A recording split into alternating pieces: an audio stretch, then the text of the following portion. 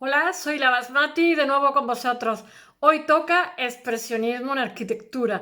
Mirad, he de deciros que yo siempre he tenido asociado el expresionismo a Bruno Taut, que es una figura que me encanta. Es el que hace la casa en herradura, la urbanización en herradura, alrededor de un lago que os hablaré pasado mañana de él, porque mañana os voy a hablar de un artista expresionista. Estoy combinando arte y arquitectura porque me parecen imprescindibles. Todo es arte. Bueno, he de deciros que la arquitectura expresionista, como tiene mucho que ver con todo, con nuestros pintores, bueno, y con todo lo mismo que ayer contaba de Kirchner se puede aplicar a hoy, o sea que realmente en 1905 se empieza a perfilar un fauvismo, una nueva tendencia con unos antecedentes, ellos toman antecedentes el retablo de la Grunewald, que es de 1500. He de deciros que el expresionismo en arquitectura tiene mucho que ver con el ladrillo, que para ellos es una tradición gótica, porque además le hacen guiño al gótico en sus proyectos, con el arco de ojiva, o sea, yo qué sé, ahora le iré contando. Y utilizan el ladrillo que tiene un mantenimiento fabuloso para los climas duros y con diferentes tonalidades y bueno, pero todo esto no es casual, utiliza mucho el vidrio también.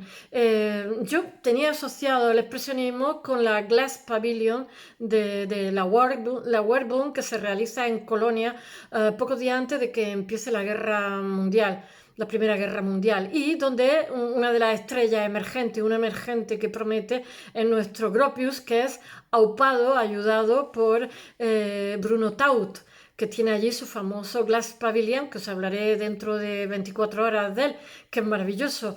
Solo deciros que el contexto que hay, os voy a hablar entre los años 10 y 20, realmente el imperialismo acaba con la Primera Guerra Mundial y el contexto que hay es, bueno, pues la Revolución Rusa, la Primera Guerra Mundial, casi nada, yo sé las películas. El 90% de películas de esta época es francesa. Está también el gabinete de Caligari, no, el gabinete del doctor Caligari, no sé, os lo contaré con más detalle porque hoy el tema es muy largo y no quiero entretenerme en los preámbulos. Lo tengo asociado a eso, a películas, a Gandhi, a la Revolución Rusa y a la Primera Guerra Mundial. El próximo día os lo cuento mejor el contexto. Hoy os voy a contar un poquito el contexto artístico también. Ya sabéis que los impresionistas tienen perdón, el expresionismo tiene una grandísima influencia de la antropología, porque aparte de los fauves, las máscaras africanas, las metrópolis, o sea, se ha desarrollado muchísimo la antropología y se han hecho museos de etnología y entonces todo eso entra en nuestro arte. Lo mismo que ocurre con los grabados japoneses, como dije ayer, que vienen envueltos en las porcelanas, porque es un país muy cerrado al exterior y todo eso influye muchísimo. Pero bueno, los fauves, que los tenemos cerquita, influyen muchísimo más, porque tenemos a Henri Matisse, Maurice Blahnik, creo que se llama, en Francia, que está bastante cerca de Alemania. Y la asociación, bueno, pero también deciros que las máscaras africanas, lo mismo que le afectan a Picasso y la antropología en general, le afectan también a estos artistas. Bueno, se crea en esta época la asociación de Brücke, que es, como dije ayer, en Dresde, que se hace con 4 alumnos, de los que voy a hablar. Mañana hablaré de uno y al día siguiente otra vez de arquitectura de Bruno Taut. Y estos alumnos son futuros arquitectos que se llegan a licenciar, que se gradúan, y entonces en sus ratos libres pintan y son bastante aficionados al arte y al final acaban siendo artistas. Y bueno, entre ellos acaban yendo a Berlín, etcétera. Ahora mismo están en Dresde. Fundan este grupo que se llama El Puente, en honor a Friedrich Nietzsche, que decía que la grandeza del hombre es ser puente, no ser meta. Y me parece preciosa la frase. Y bueno, son muy jovencitos todos. Los nombres son, como dije ayer, Kirchner, Henkel. Tengo que leerlo porque tiene unos Smiths y bueno, Perstein. Son nombres alemanes, como para memorizarlo, ¿eh?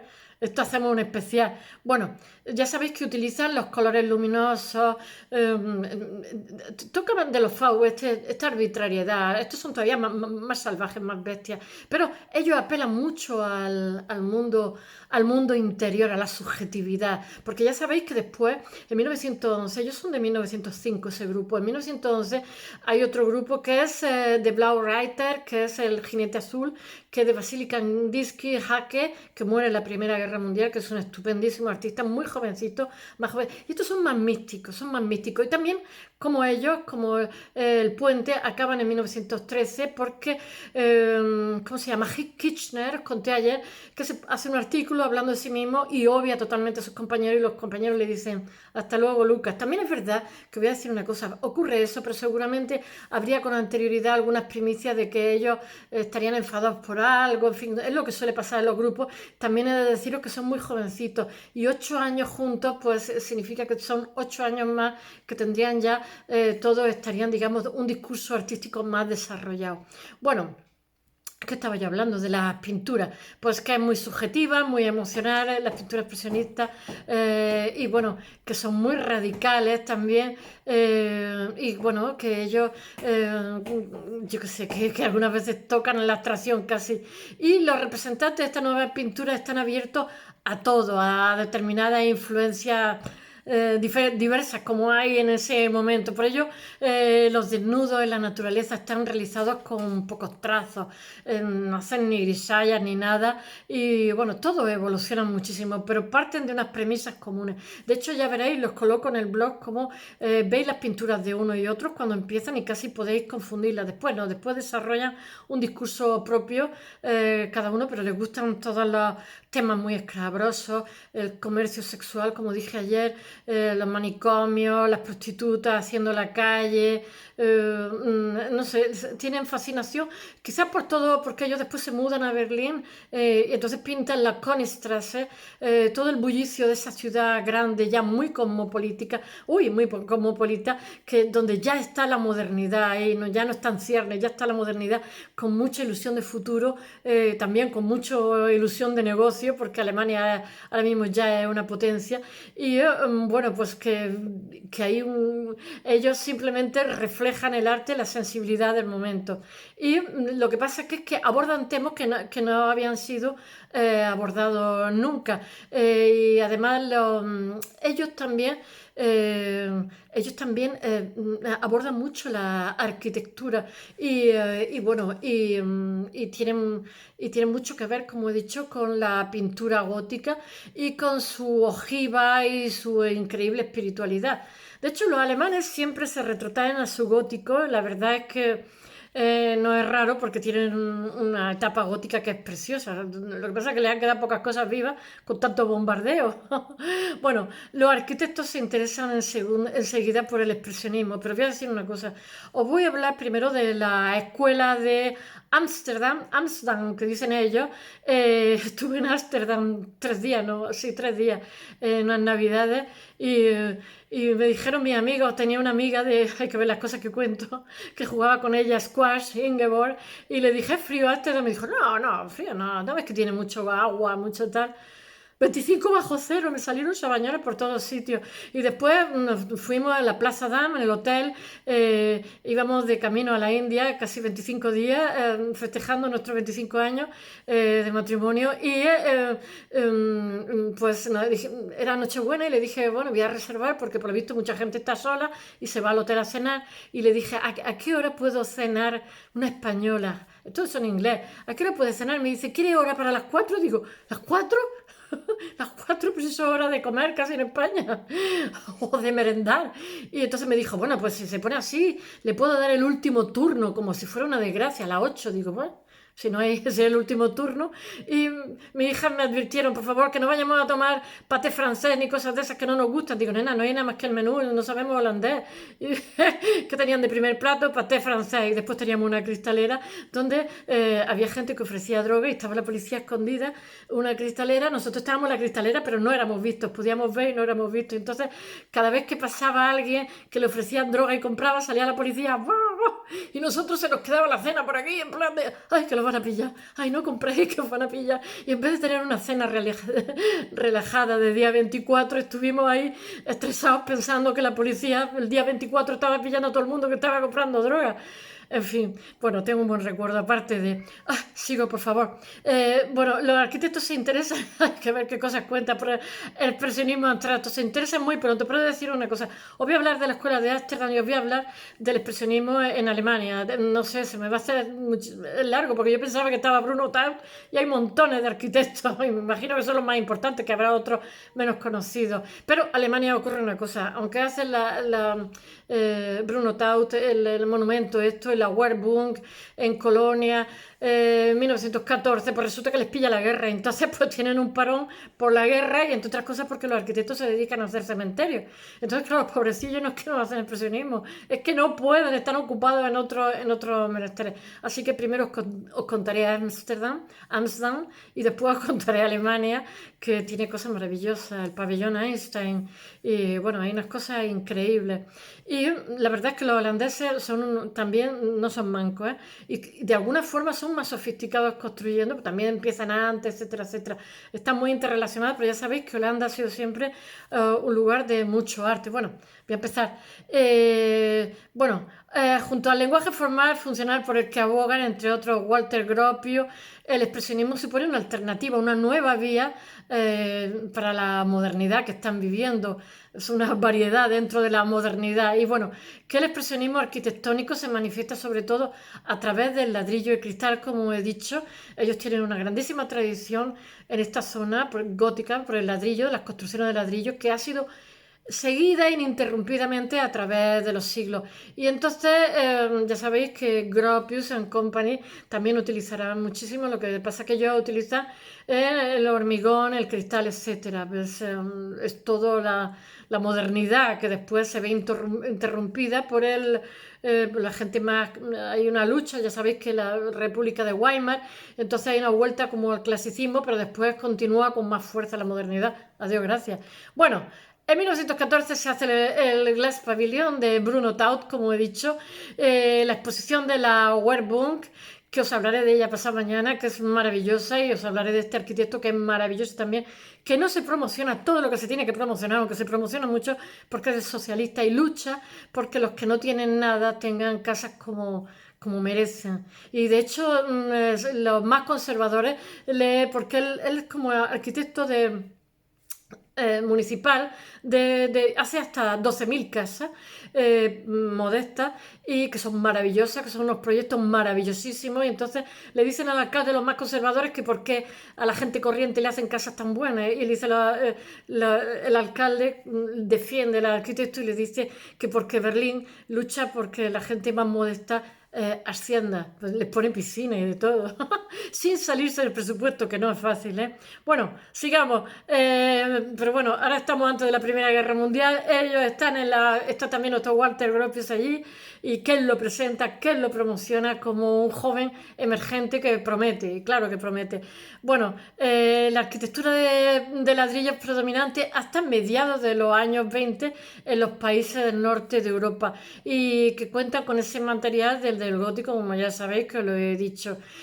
Su producción individual resulta apropiada para los ornamentos del expresionismo, ya sabéis, porque el expresionismo, tened en cuenta una cosa, hace adornos en la fachada, hace esculturas y hace adornos pequeñitos, adorna las fachadas. Pero ahora os contaré cómo la Casa del Mar en Ámsterdam tiene una fachada preciosa, que además es un encargo y le dice que no quieren una fachada sosa. Y después resulta que por detrás tiene hormigón, o sea que es todo es falso de alguna forma. Y lo critican mucho los racionalistas diciendo que es una pantomima, pero tiene una fachada llenísima de encanto, que bueno, el que lo ve no tiene por qué saber que tiene una estructura así. O sea, tener en cuenta, que ahora lo contaré también, el pabellón Einstein, que es un pabellón que se hace para astrofísica, para los de la teoría de la relatividad de Einstein, que es una preciosidad, pues es súper moderno, con formas orgánicas que surgen a través de un dibujo en los años 20, y ese dibujo se ha quedado como un incunable, dibujo ahí a mano alzada, pero después tiene la estructura y los pilares son antiguos, porque realmente el cofrada en aquella época, no es como ahora, francamente. Y tiene mucho guiño a los holandeses. De hecho, cuando lo hace, Mendelssohn, se hace tan famoso que los holandeses lo invitan a que vaya a su país para enseñarle a ellos sus proyectos expresionistas y para enseñarles determinados trucos que no ha utilizado en Alemania. Pero son de muchísima generosidad, es como debería de ser entre profesionales para no crear esos malos rollos.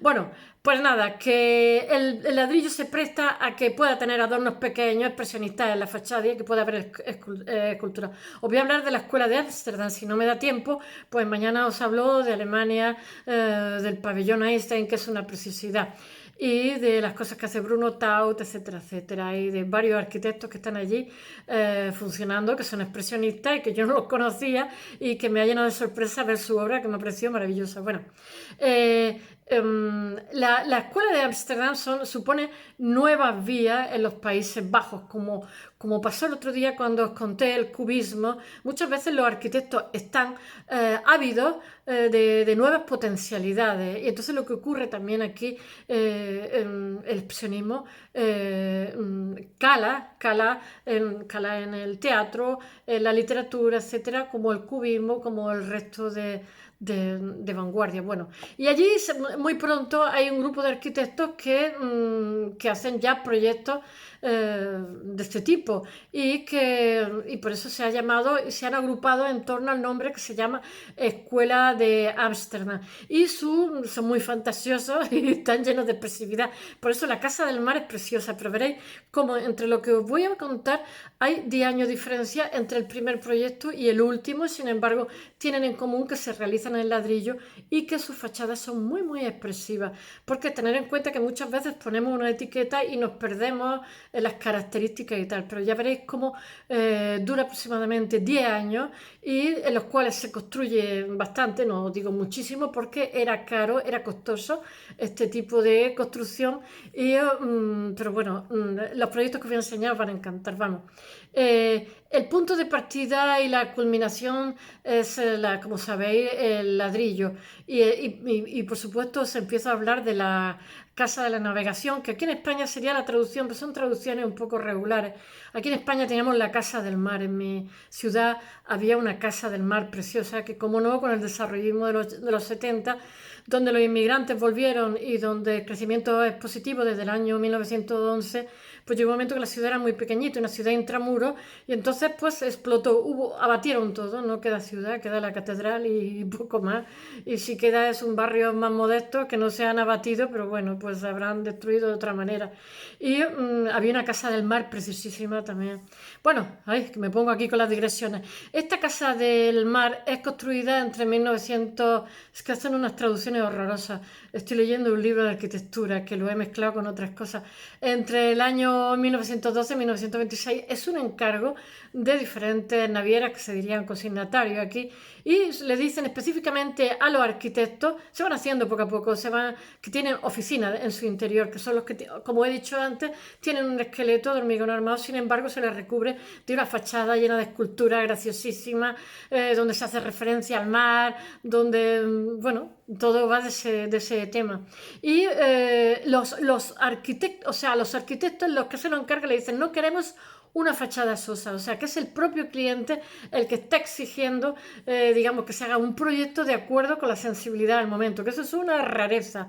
Los arquitectos, tengo que leer los nombres, son Michael Kert y Pieter Kramer, aunque no sé, porque en holandés sería Michael de Klerk y Pieter Kramer.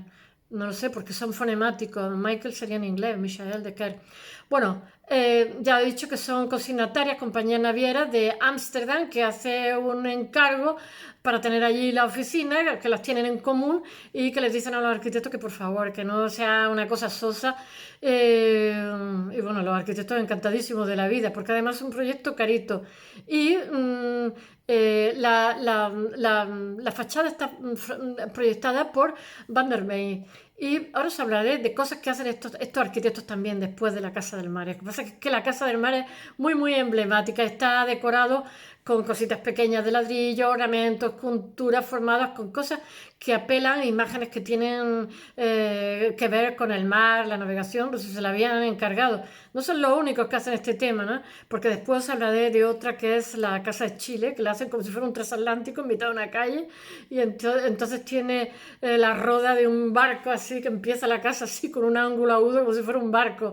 Que eso es un tema muy recurrente, incluso en los rascacielos ahora se hace también como lo ático y tal, como si fueran un barco. Bueno, en realidad es muy cautivadora para la época que se hace esta fachada y bueno, el que la observa se ve totalmente seducido y no sabe que detrás hay un esqueleto de hormigón armado, que yo digo que los racionalistas dijeron, eso es una pantomima, eso es falso todo. Y bueno, que es una estructura de hormigón armado del edificio, como he dicho, que fue muy criticada. Y el ejemplo de la Casa del Mar de Ámsterdam se pone de manifiesto hasta qué punto los arquitectos del expresionismo conciben sus proyectos como esculturas parlantes que llamaban en aquella época, porque toda la fachada es muy escultórica y el proyecto es muy escultórico y lo siguen siendo 10 años después, lo siguen siendo, porque esto es que os digo de la Casa de Chile, que es en Alemania, ya veréis, ay, no me acuerdo cómo se llama el arquitecto, Leipzig, no, tiene un nombre así también con Z, Leipzig o Pixig, algo así, ahora lo diré. Y bueno, es una arquitectura parlante, o sea, son proyectos arquitectónicos. Ya he dicho que mis compañeros escultores se buscan mucho la vida en los despachos de los arquitectos y esto no tiene ningún problema en poner sus nombres cuando hacen un proyecto. Con los edificios tengo que leerlo porque tiene como un 10 sílabas de las Spandamel Plattsäulen, construido en varias etapas entre 1913 y 1920. Ya he dicho que estamos en la década entre el 10 y el 20. Michael Clerc ofrece su aportación. Porque modifica totalmente la idea de la construcción de la vivienda burguesa en Ámsterdam. Pero esto solamente se puede hacer en países pequeñitos como es Holanda. Entonces, realmente es una construcción para clase media alta y realmente lo que hace son proyectos totalmente novedosos que tienen que ver con esta sensibilidad, con esta nueva forma de construcción. Y yo qué sé, y que las casas las hacen muy graciosas, muy originales, con muchísima ornamentación, como la Casa de la Navegación.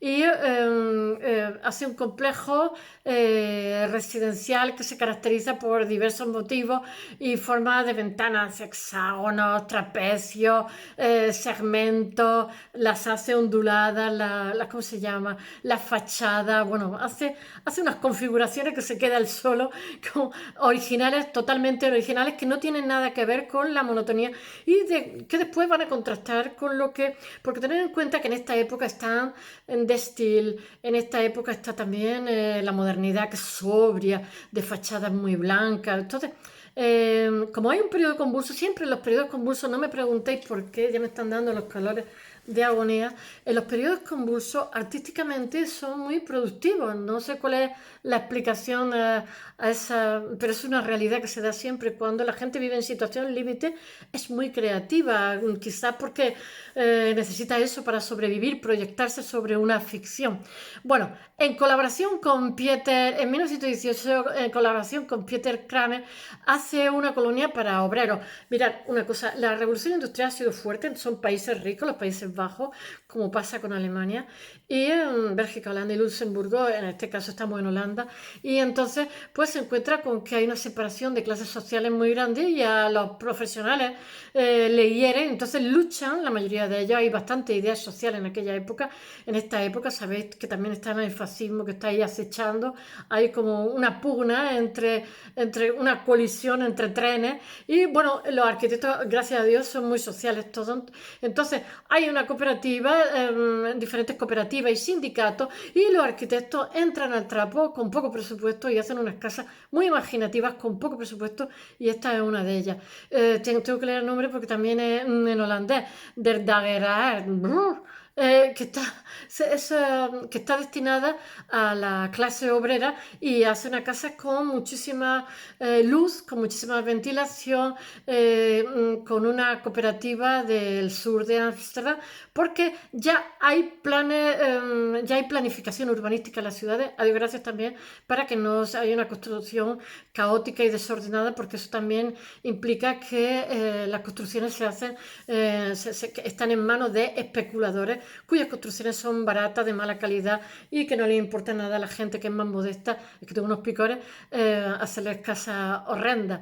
Bueno, en Dagrad, Kramer y de Klerk desarrollan siempre con ladrillo, hacen casas también, hacen proyectos que también están dentro de esta sensibilidad arquitectónica, de esta sensibilidad artística que impera al momento, que es muy difícil, porque había un historicismo que está empujando en esta época y que tiene todavía muchísimo, muchísimo peso.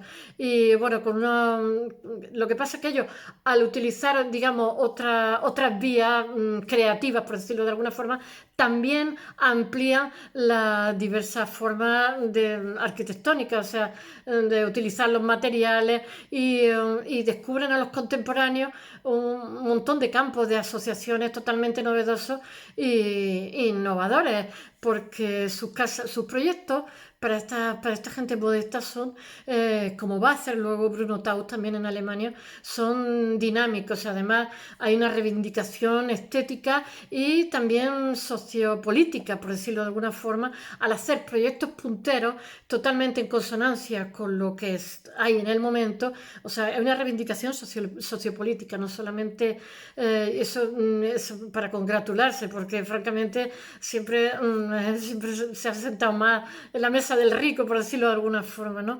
Y hacen unos proyectos preciosos de estas grandes casas de vecinos que choca con la herencia, como he dicho antes, historicista, y además también choca que teniendo un presupuesto escaso a estas personas les dan calidad de vida y le dan dignidad frente al resto de la sociedad.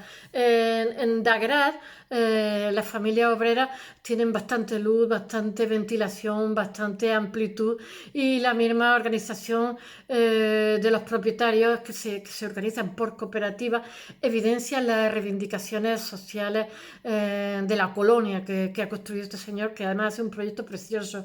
Y que ya sabéis que en este momento está, que disiente mucho con De Stijl en Holanda, que es muy importante. Estos arquitectos están también conviviendo con De Stijl, coetáneo en el tiempo, y también con los arquitectos que están ahora mismo construyendo en Frankfurt y en Berlín, y difieren porque difieren en su complicado y costoso lenguaje arquitectónico expresionista, que De Klerk y Kramer en la colonia de Dagrad representa un avance decisivo de los intentos de reforma de la vivienda para los trabajadores.